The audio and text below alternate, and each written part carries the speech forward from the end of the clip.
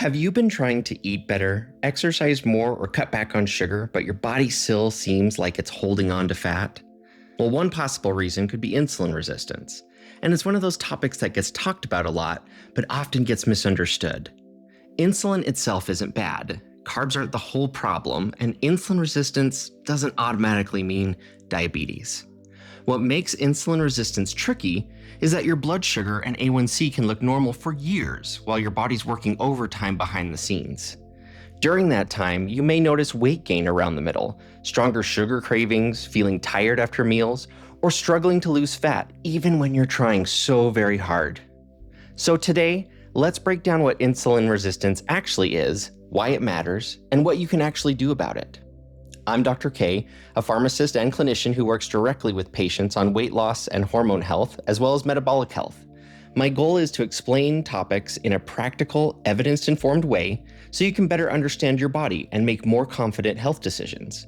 I've cited all my sources below, and remember, this is education only. It's not personal medical advice. Now, let's break it down. Insulin is a hormone made by the pancreas. One of its main jobs is to help manage blood sugar. When you eat, especially carbohydrates, your body breaks those carbohydrates down into simple sugars like glucose, which enter the bloodstream. When blood sugar rises, your pancreas releases insulin. Insulin acts like a signal that tells your muscles, liver, and fat tissue what to do with that sugar. Muscle can use sugar for energy or store it for later. The liver helps regulate how much sugar is released into the bloodstream. And fat tissue helps manage energy storage and energy release. The problem starts when those tissues stop responding to insulin the way that they should. Insulin is still there, but the signal isn't getting through as well, so the pancreas has to release more insulin to get the same job done. At first, this can work. Your blood sugar and A1C may still look normal because your pancreas is compensating by making more insulin. That's why I don't like waiting until someone is diabetic before taking insulin resistance seriously. By the time blood sugar is clearly elevated, the body may have already been struggling for years. Now, here's where weight gain comes into the picture. Insulin is one of the body's storage signals. When it's repeatedly high, the body is less likely to burn stored fat and more likely to store extra energy as fat. That shift is what I like to call fat storage mode.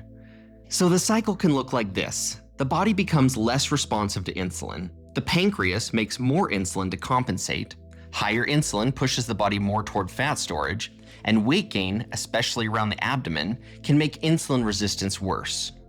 That's one reason some people, even after changing their eating habits, can still struggle to lose weight. And I want to be clear, insulin resistance isn't a character flaw. It's not laziness, it's physiology. But physiology is influenced by a lot of things, and that's where we can start to make changes. Insulin resistance can be affected by many factors, including perimenopause or PCOS in women, low testosterone in men, poor sleep, chronic stress, or genetics.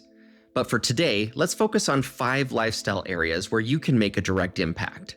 And then we'll briefly talk about when medical support may make sense. First, muscle mass and movement matter a lot. Muscle is one of the most important places in your body that uses sugar. So resistance exercises can help improve your body's ability to handle blood sugars. The more muscle you have and the more you use that muscle, the better your body can usually handle glucose. And you don't have to run out and grab a gym membership or anything like that. Start simple. A few 10-minute resistance exercise sessions at home each week are a great place to begin. A simple 10 to 15 minute walk after meals can also help reduce those sugar spikes. Second, meal timing can matter. One pattern I see often with new patients is waiting until noon or later to eat the first meal of the day.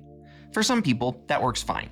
But for others, they get overly hungry, cravings go up, and that first meal becomes larger, heavier in processed carbs like breads, cereals, pastries, chips, or sweet drinks, and lower in protein and fiber.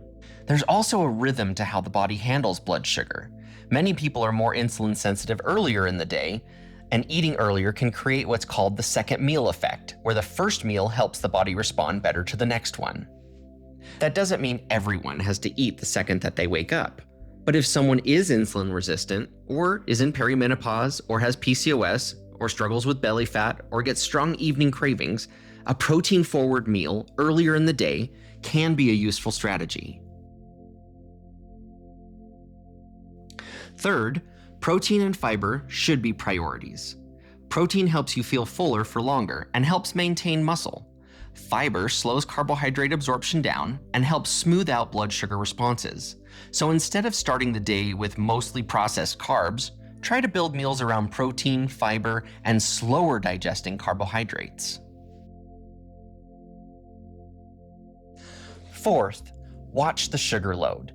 Sugar intake can matter, especially from things like sugary drinks, desserts, candy, snacks, coffee add-ins, cereals, flavored yogurts, and added sugars that are snuck into so many products, like savory pasta sauces, salad dressings, and a lot of frozen meals.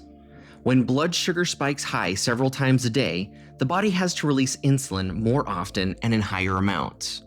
This can end up desensitizing those insulin receptors.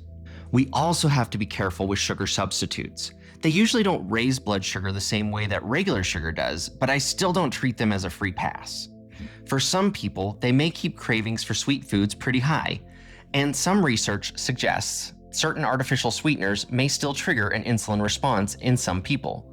So the goal isn't just replacing sugar with fake sugar, the goal is lowering the overall sweet load the body has to deal with. A practical place to start is in the ingredient list.